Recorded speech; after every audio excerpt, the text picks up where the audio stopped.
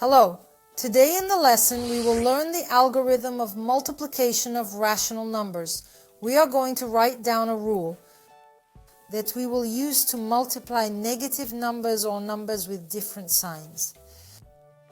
Let's start with an example. We need to multiply minus 15 by the number minus 6. If the numbers did not have negative signs in front of them, we would easily multiply the two numbers. And therefore, in order to multiply rational numbers, we also need to know the rule of multiplication of rational numbers. We pay special attention to the sign that results. The algorithm of multiplication of numbers itself does not change. Only the sign before the result changes. Let's write down these rules. When we multiply two numbers with the same sign, we always get a positive number in the answer.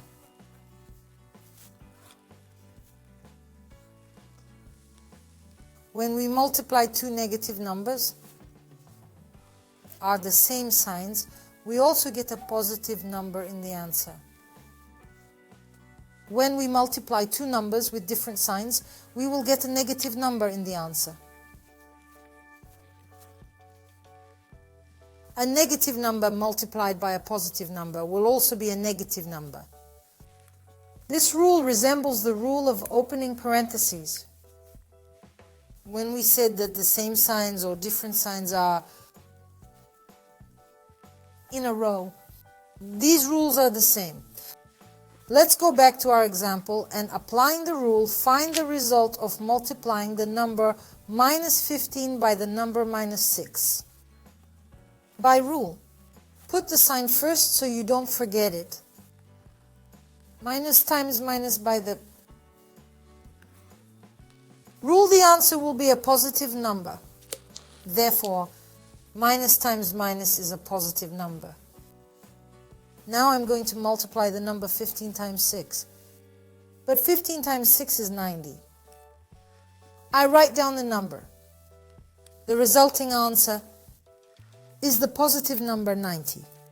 But we don't put a sign in front of the positive number, so I write equal to 90. Simple rules to memorize in order to multiply rational numbers correctly. The same rules we will apply when we multiply and fractional numbers, decimal fractions, or ordinary fractions.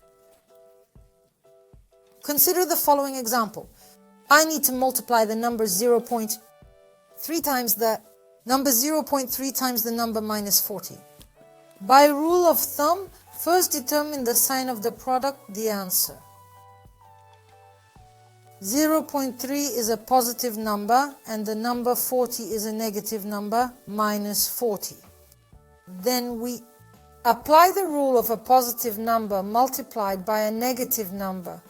The answer is a negative number with a minus. Now we multiply the numbers.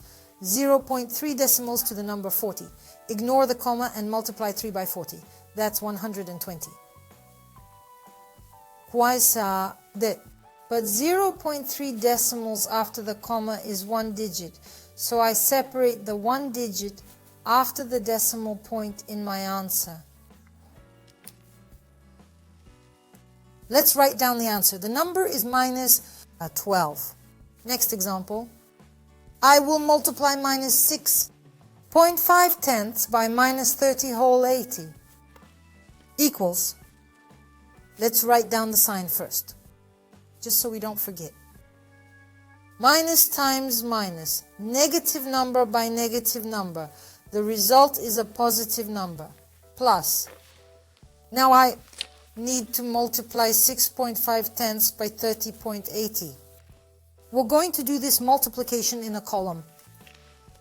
30.80 times 6.5 tenths, multiplying. 5 times 8, that's 40.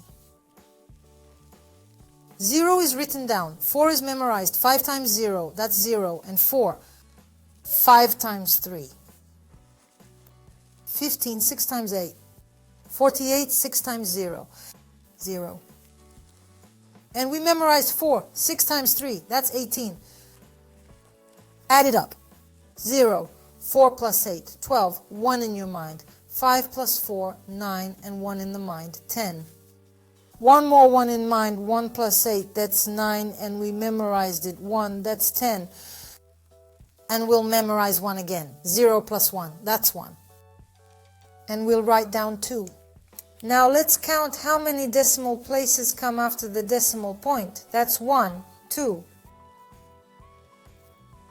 Then in the answer, I'm separating 2 decimal places with a decimal point. 1, 2, and I put a decimal point. 200.2. After the decimal point, I can't help but write the last zeros. So I write down the answer as 200.2. This is a positive number that I can write without the plus sign. In the next lesson, we will apply the rules for multiplying rational numbers. Our lesson has come to an end for today. Goodbye. See you again.